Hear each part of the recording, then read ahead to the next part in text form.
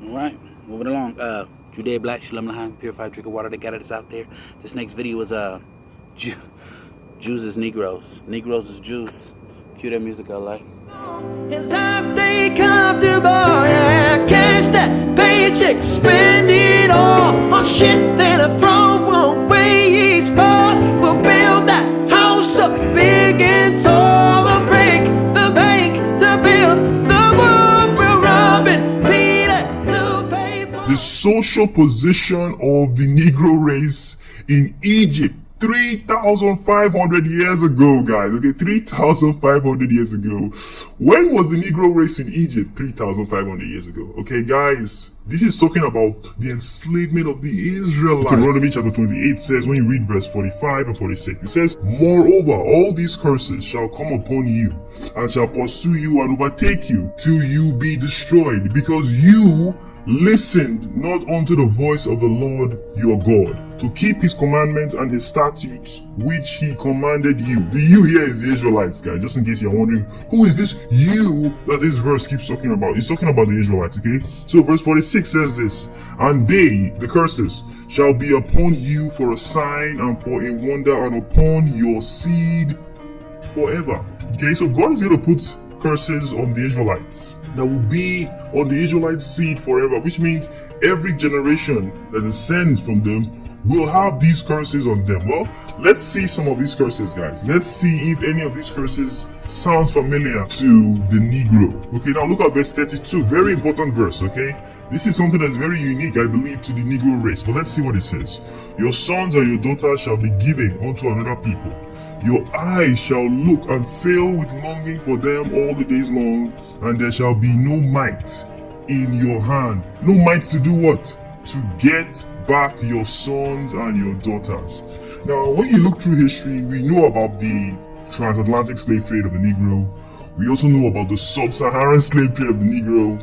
And believe it or not, guys, there are even more slave trades that have happened to the Negro race that we do not know about, guys. Okay, there are more slave trades. And when I look at this scripture right here, it sounds very much like what the Negro has gone through. Verse 41, you shall beget sons and daughters, but you shall not enjoy them, for they shall go into captivity. That one is very obvious. It's once again going back into slavery. These are very unique curses for the Negro. The Negro is a people who have been enslaved for centuries. Okay, so whenever you see a curse that talks about slavery or captivity, you know it's going to appeal to the Negro's history. Okay, it's very unique to them as well. Verse 48, this is a very powerful one here, guys, very powerful one. Therefore shall you serve your enemies, which the Lord shall send against you in hunger and in thirst, and in nakedness, and in want of all things. He, the enemy, shall put a yoke of iron upon the Israelites' neck until he has destroyed you. When I think about a people historically who have had yokes of iron placed upon their necks, I'm sorry, only the Negro comes to mind, guys. That is such a unique Negro history there, guys. There are so many images today that you can still find on the internet of the Negroes enslaved, real slaves, guys, from the 1800s. You can still find images of them enslaved, yokes of iron placed on their necks. This is very unique to the Negro, guys, okay? I don't think we can hear the Chinese or the Caucasians or any of the other races, standing up and telling us that, yeah, this happened to them. But the Negro can definitely do that, because it's very obvious something that happened to the Negro, guys, okay? So let's see a few more before we round up with this chapter. I don't want to read the whole thing. Verse 64, here's what it says, guys. It says, and the Lord shall scatter you. The you here is the Israelites, okay? Among all people, from one end of the earth to the other. From one end, that's a very powerful thing, guys. As I said, only few people in the history of this planet can claim to have these curses on them, okay? When you look at the transatlantic slave trade, guys, we know that many of our people were taken from the Eastern Hemisphere, okay? The side that has Africa, Australia, Europe, taken from that hemisphere onto where? Onto the West, guys, okay? To the Americas. The Negro is the only race of people that can claim that this happened to them, that this is their history. So let's see how the Negro was going to get from one end of the earth to the other side. Verse 68 tells us how. And the Lord shall bring you into Egypt again with ships. Very important point, guys. When you read the Bible, you read the book of Exodus, we know that the Israelites did not go into Egypt with ships the first time. They didn't even leave Egypt with ships when they left. So there is no time in the Bible where the Israelites actually get re-enslaved in the land of Egypt. It never happened again. But here, this verse is telling us that the Israelites will go into Egypt again. But I believe this Egypt here doesn't mean the literal land of Mizraim, but it's talking about the same condition, a place of slavery, a place of oppression. And I think we can agree that the Negro has gone through slavery and oppression in many parts of the world, guys. It's not even funny. But this verse is telling us that the Lord shall bring the Israelites into slavery again with ships. Okay, very, very powerful stuff, where they shall be sold as what? Bondsmen and bondswomen. Very powerful, guys. That is slavery right there. When I think of all the races on this earth, the Negro is the only person or the only people that I believe the majority of these curses can be found on. It cannot be found on the people who are calling themselves Jews today. No, we cannot. Those Caucasian or European Jews, no, we can't be found on them. But it can absolutely be found on the Negro, okay? So let's see if the history books support my opinion. Okay, guys, we are back with another book. This one is titled Southern Literary Messenger. This book was published in 1860. I hope you guys can see the date right here. It's a very old book, okay? Very old book. We are going to go to page 2 of this book. Now, the proofs are both abundant and conclusive. Details here would be out of place. The results are established by the best authority, to which the monumental evidence invariably tends, is that the social position of the Negro race in Egypt 3,500 years ago, guys, okay, 3,500 years ago.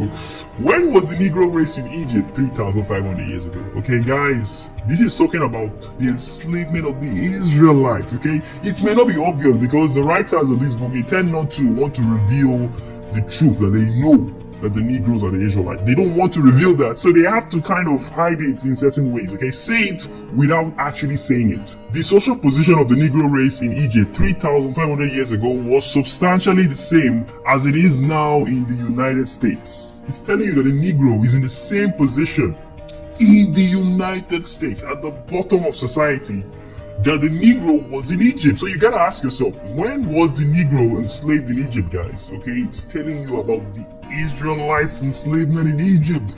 The writer is trying to say it without actually saying it, okay? Now look right here, guys. Very significant stuff. It says that we are told that the Negro was a stranger in Egypt and an alien in a foreign land, and that in the ancient world, the alien was uniformly regarded as an enemy and was most commonly reduced to slavery, and that the relationship in which the he here is still the Negro, appears on the monuments of the Nile resulted from his position as an alien. This is basically telling us, guys, that the Negro was a stranger in Egypt, guys. Okay, that sounds so significant to me. In fact, I want to show you guys a scripture on the Bible that talks about this. Genesis chapter 15 verse 13, guys. And here's what it said. This is God talking to Abraham. Or know of a surety that your seed, the seed being spoken about here is the Israelites, guys, shall be a stranger in a land that is not theirs, and shall serve them, and they shall afflict them 400 years. Now let's go back to the book, guys. We are told that the Negro was a stranger in Egypt and an alien, and that in the ancient world, the alien was uniformly regarded as a what? As an enemy, guys. Going back to that verse, the Israelites shall serve the people of the land, and the people of the land shall afflict them 400 years. Look at this, guys. This is clearly the Bible coming to life in history right here. If you look at this, telling us so much important stuff, guys. It's ridiculous. We're going to page 3. I want you guys to see what this says again. Very powerful stuff. We're going to start from right here, guys. We're on page 3, same book. Okay, here's what it says. Slavery seems to have been emphatically the history of the Negro race, and who, trusting himself into the divine counsels, will undertake to say that slavery is not their doom, despite the fact that the Negroes have been enslaved by many peoples on this earth. They believe somewhere in their heart that slavery will not be their end. Guys, I don't know about you, but if you've read the Bible, you know that the Israelites are aware that God put them in captivity because they broke God's commandments. And God even tells them that He will bring a full end to all the nations that He sends the Israelites into captivity. But He would not bring a full end to the Israelites. That sounds very much like what this writer just said, guys. Trusting himself in the divine counsels will undertake to say that slavery is not their doom, which means it will not bring an end to their race, guys. Crazy stuff right here, okay? When I say that slavery is and has been the history of the Negro race, I allude, of course, only to the portion which has been brought into contact with other races. And this, it must be remembered, is the only portion which comes within the range of history. Of the great mass of the race, we can scarcely be said to know anything. Very important point here, guys. Catch this. If they ever had a history, all memorial of it has long since perished from the earth. That's powerful, guys. They are telling us that the Negro basically has no history. Once again, the Bible tells us this as well. Let's go to Deuteronomy chapter 32. Look at what God told the Israelites, okay, as punishment for them breaking His law. He says, I said I would scatter them, the them here is the Israelites, the 12 tribes, into corners, and I would make the remembrance of them to cease from men. Very important point here, guys. The memory of the Negro, guys, who are the Israelites, has been stripped from the minds of men. Okay, this is what God did, guys. Okay, God did this. So right now, most nations of the earth today, they are forgetting the fact that the Negroes are the true Israelites. And unfortunately, the ways this happened was by our enemies. Okay, all the enemies of the Negro race, all the enemies of the Israelites, they came together and they took what the Bible calls crafty counsel. For lo, your enemies, the enemies of the Israelites, make a tumult, and they that hate the Israelites have lifted up their head. They have taken a crafty counsel against God's people. Who are God's people? The 12 tribes, the Negro, and consulted against your hidden ones. That's to the Israelites, guys, okay? They have said to themselves, this is what the enemy said, guys. Come, let us cut off from being a nation, that the name of Israel may be no more in remembrance. Very important that you understand that this is the result, okay? The state that the Negro is today is the result of this crafty counsel that the enemies of the Israelites took long time ago. They stripped the Israelites, the Negroes, of their history by taking pieces of it for themselves. Yes, every nation on this earth has stolen a substantial part of the Negroes' history to make it their own. And because of what they've done now, it seems like the Negroes have no history, okay? And that's what this writer in this book right here is saying. Of the great mass of the race, we can scarcely be said to know anything. No one knows anything about them because everything about them has been stolen by other races. The heathens, the Gentiles stole it from the Negro. If they ever had a history, all memorial of it has long since perished from the earth. Very powerful stuff, guys. That's crazy. If the whole central mass of the Negro race were swept away at one blow from the face of the earth, civilization will receive no material wound. Oh wow. You see, that's what they think.